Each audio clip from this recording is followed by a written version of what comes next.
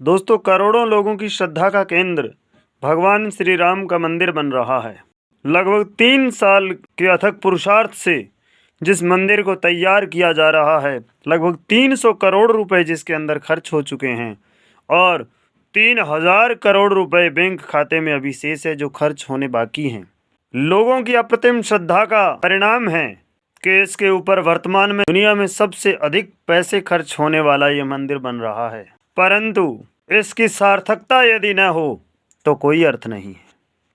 हम भगवान राम का इतने पुरुषार्थ से, इतनी श्रद्धा से, इतनी निष्ठा से, इतने तपस्या और त्याग से जिस मंदिर को बना रहे हैं, उस मंदिर की यदि सार्थकता न हो तो कोई अर्थ नहीं है। और इस मंदिर की सार्थकता कैसे होगी?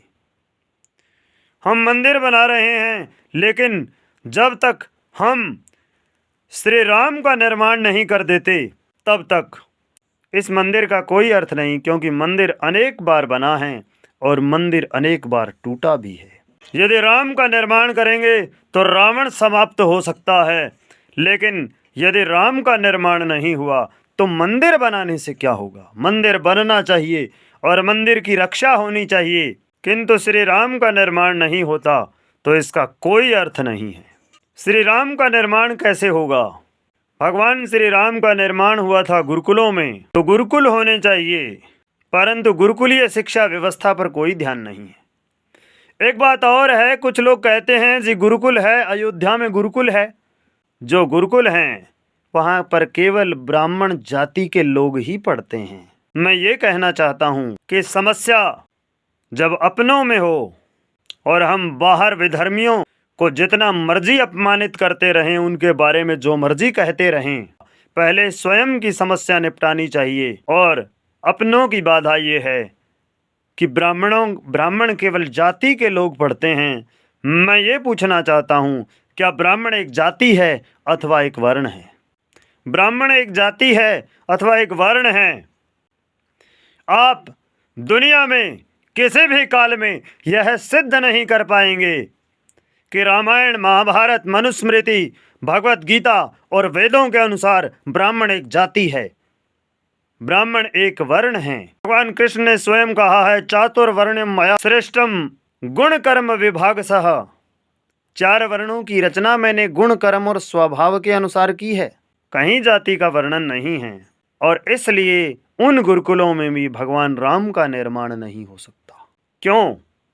इसलिए क्योंकि जब सबको पढ़ने लिखने का अधिकार नहीं है तो कोई नहीं जानता है कि कर्म कांड की कौन सी प्रक्रिया में क्या होना चाहिए, इस प्रकार के मंत्रों का विनियोग होना चाहिए, कोई नहीं जानता है।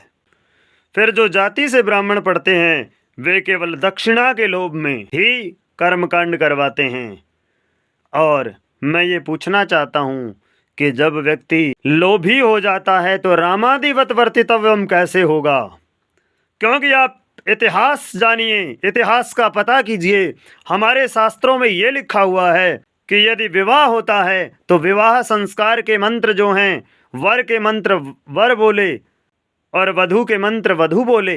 यज्ञ होता है तो यज्ञ में भी यजमान स्वयं उच्चारण करे।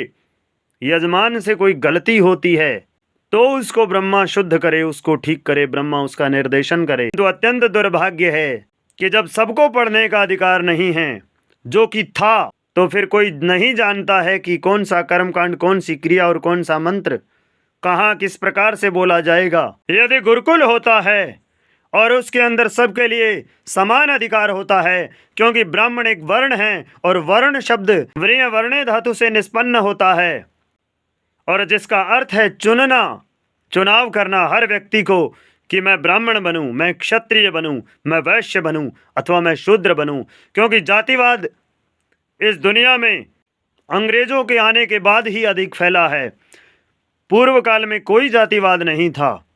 हमारा इतिहास जलाकर नष्ट भ्रष्ट कर दिया, और बचे हुए इतिहास से भी यह सिद्ध नहीं किया जा सकता। प्राचीन भारत में जाति व्यवस्था थी, और जो विदेशी भारत में आए, फाहियान इत्सिंग, वेनसांग, मेगस्थनीज, इन विदेशियों ने भी जो लिखा है उसके अंदर भी कोई किसी प्रकार की जाति का वर्णन नहीं मिलता है। तो फिर वास्तव में यदि भगवान राम के मंदिर को बनाने की सार्थकता करनी है तो राम का निर्माण होना चाहिए, और यदि राम का निर्माण करना है तो सभी के लिए गुरुकुल व्यवस्था होनी चाहिए, और गुरुकुलीय व्यवस्था सभी के लिए समान अधिकार के रूप में होनी चाहिए, जिससे सभी लोग अपनी उन्नति कर सकें। और वहाँ पर ब्रह्मचर्य की उत्तम शिक्षा होनी चाहिए, उसी से राम राज्य की स्थापना होगी, अन्यथा नहीं। अगर वीडियो अच्छा लगा हो तो दोस्तों वीडियो को शेयर अवश्य करें। ओम।